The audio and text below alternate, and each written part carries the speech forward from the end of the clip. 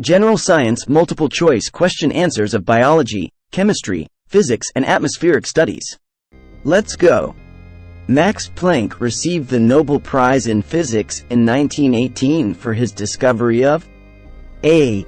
Electron, B. Energy quanta, C. Photon, D. Positron. Correct answer is energy quanta. Bronze metal is made up of metals: A. Copper, nickel, B. Copper, tin, C. Copper, silver, D. Copper, zinc. Correct answer is copper, tin. Hummingbird belongs to a category called A. Ectotherm, B. Endotherm, C. Exotherm, D. Heterotherm. Correct answer is endotherm.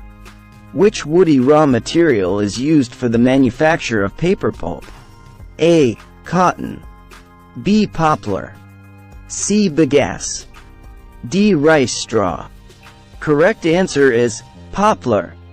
The famous book, Al-Qanon, was written by the Muslim scientist A. Jabbar bin Hayyan, B. Zakaria al-Razi, C. Abu Ali Sina, D. Abdul Qasim Majriti.